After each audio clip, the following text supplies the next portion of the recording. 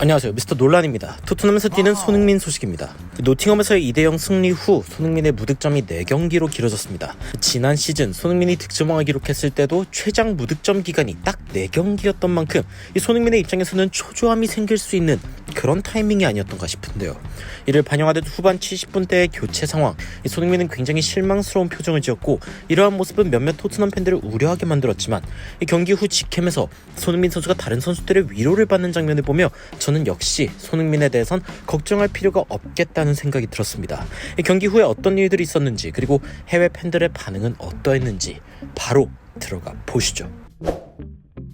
토트넘 팬들의 최대 커뮤니티인 레딧에서는 손흥민이 경기 후에 페리시치 그리고 호이비에르에게 이야기하는 장면이 주목을 받았습니다. 손흥민은 페리시치에게 경기장의 어떤 곳을 가리키며 뭔가 불평하는 듯했고, 페리시치는 손흥민을 달래주는 모습이었는데 이후 손흥민이 호이비에르를 만난 상황에서도 손흥민은 경기장의 비슷한 곳을 가리키며 동일한 피드백을 반복하는 모습이었습니다. 오늘 경기에서 자신에게 결정적인 기회가 났던 순간 패스를 받지 못한 것에 대해서 뭔가 굉장히 아쉬움이 남아있는 듯한 손흥민의 모습이란 생각이 들었는데요. 사실 이번 프리시즌 한국을 방문했으며 그 전에는 EPL의 득점왕까지 기록했던 만큼 손흥민은 좋은 분위기를 이번 시즌 초에 그대로 살리고 싶었던 마음이 굉장히 클 텐데, 아쉽게도 이번 시즌 손흥민은 자신이 저번 시즌에 가장 긴 골 침묵을 유지했을 때와 똑같은 4경기 연속 무득점 상황이 오며 압박감을 느끼고 있는 것 같습니다.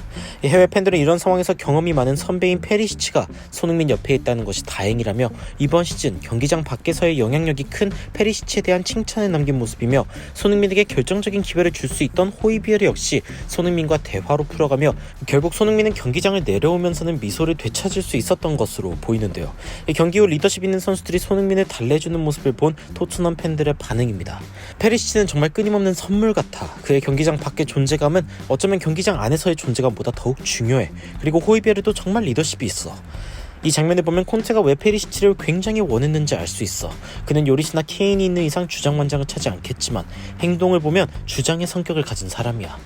그래, 세세뇽도 페리시치와 비슷한 움직임을 가져가기 시작했고 그는 분명 어린 선수들에게도 많은 영향을 주는 선수야. 손흥민이 뭔가 불만을 가진 모습 자체가 나에게는 이상하게 신선하게 느껴졌어. 그를 비난하는 건 아니야. 당연히 좋은 시즌 스타트를 원하겠지만 손흥민은 실망감은 뭔가 그 전에 있던 일들 때문인 것 같아.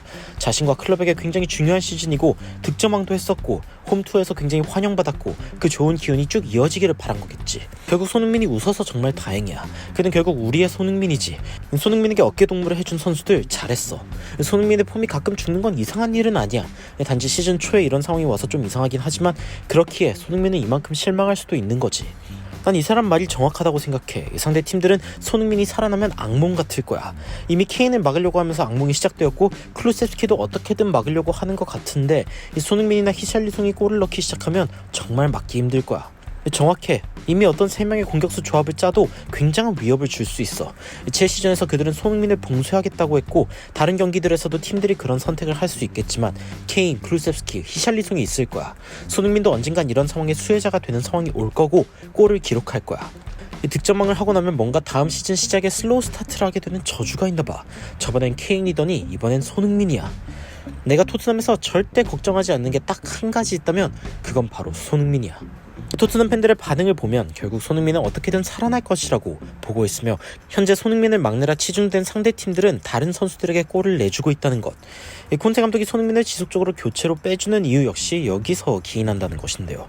9월부터는 주중 경기까지 진행되기 때문에 더욱 경기가 많아지는 토트넘이고 로테이션이 더욱 활발해질 수밖에 없는 상황에 콘테 감독은 진짜 시험이 다가온다 라고 이야기하며 자신이 판단하기에는 여전히 2번 정도의 이적 시장을 더 거쳐야 우승 경쟁팀이 된다고 평했습니다. 하지만 지난 시즌 콘테의 말에 의하면 4위 안에 드는 것도 기적이라고 했지만 이는 현실되었고 현재 토트넘이 시즌 초에 보여주는 기세라면 무슨 일을 낼 것도 같은 이번 시즌인데요.